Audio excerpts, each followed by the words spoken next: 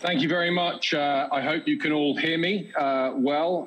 Good morning from Washington, D.C., which is where I am this morning. And thank you for your interest in this extremely important, pivotally important subject, because without freedom of religion, there are no other freedoms. It's the most fundamental of all freedoms. And from it, law and every aspect of our lives really descends. And of course, everybody at this conference is well aware of the fact that freedom of religion is under pressure all over the world. And we can see that in the reports that have been produced in recent times. My focus today is going to be, first of all, on what's happening in China, in communist China, and then I would say in more broadly what we can do about this general subject within our own countries, and the position. So first of all, to talk about China. China.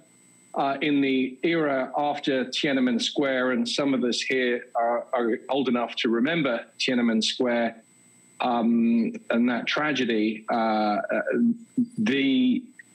China, it was decided, was a place that potentially could be opened up, and that it could be opened up by engaging China in giving China the benefits of the free markets, of capitalism, of free trade, and that by allowing the economic circumstances to take place by which China could grow a large middle class, that would create the conditions for freedom to flourish, including religious freedom.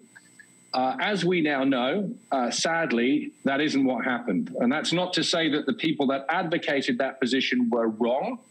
I think they were right to take the gamble. I think we have to recognize that the gamble did not succeed.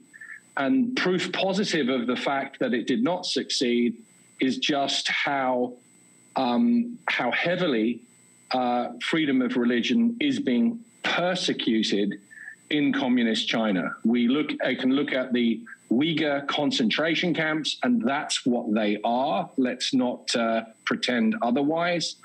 The de facto enslavement of Uyghurs in factories, some of whom are producing goods for Western markets. And this is, don't listen to me on this, this is the findings of independent reports and studies that have been done into this area.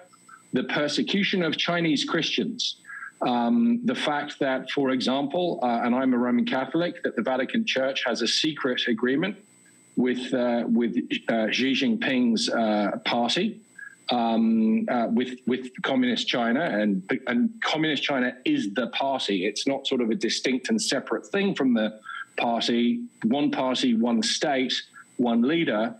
And a leader and a state and party that is diametrically opposed to everything that all faiths stand for, very much including my own faith, the Roman Catholic faith. And I'm uncomfortable, I have to tell you, as a Roman Catholic, that the contents of this agreement with Xi Jinping's China and the Vatican are not open for understanding and study.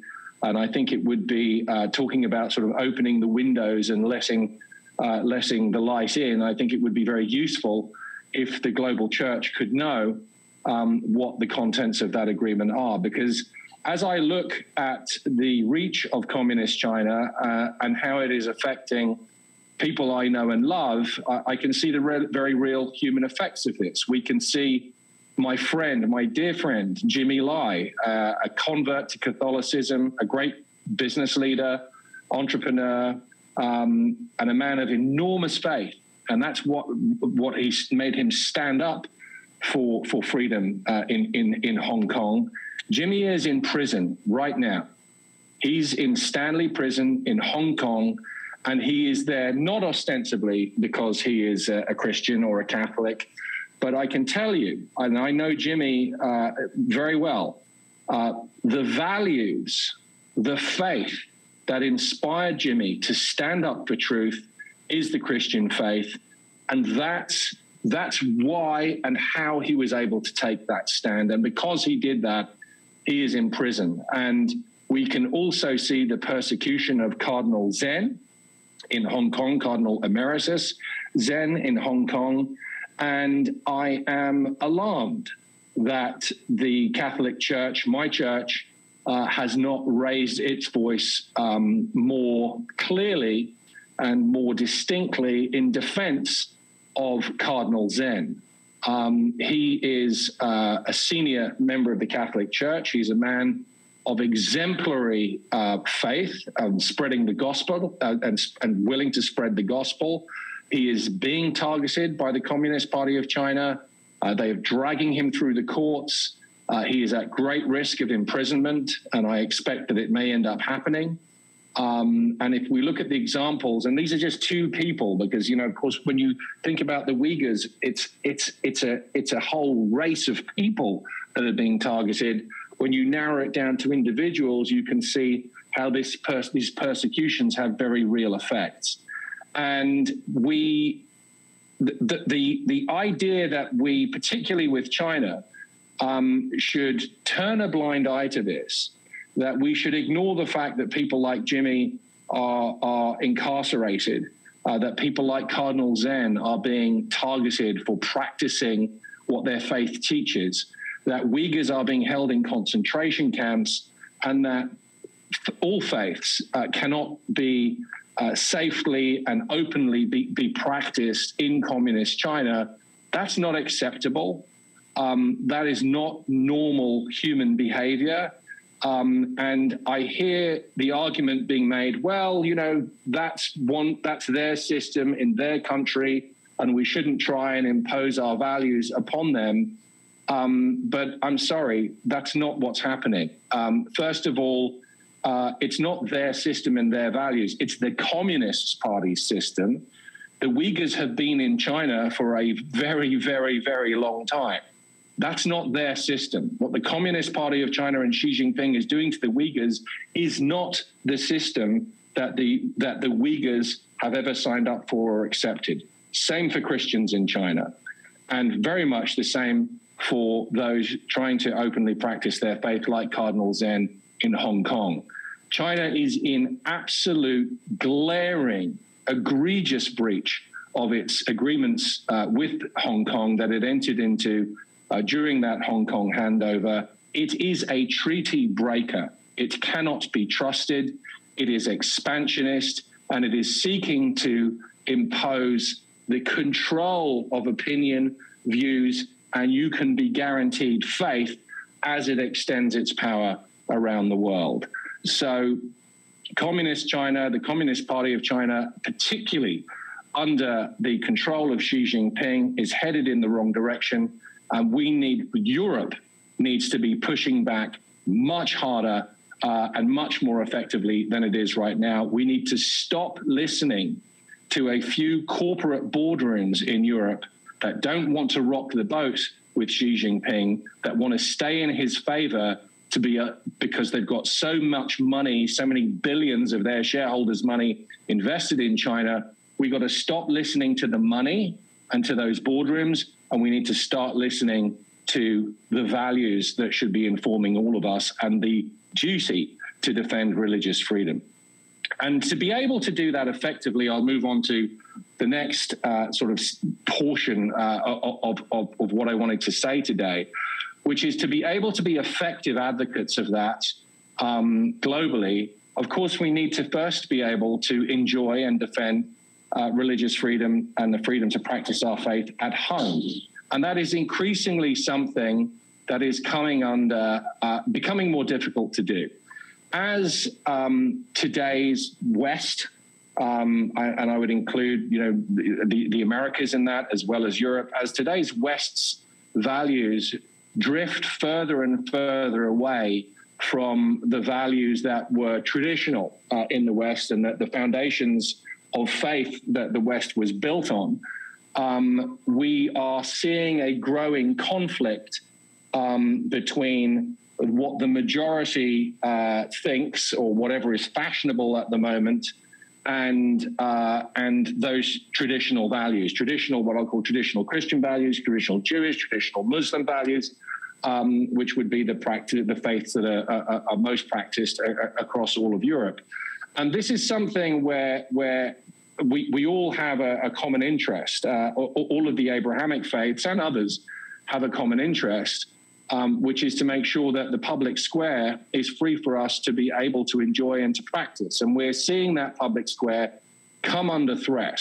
And these are not things that happen all at once. They happen step by step, slice by slice.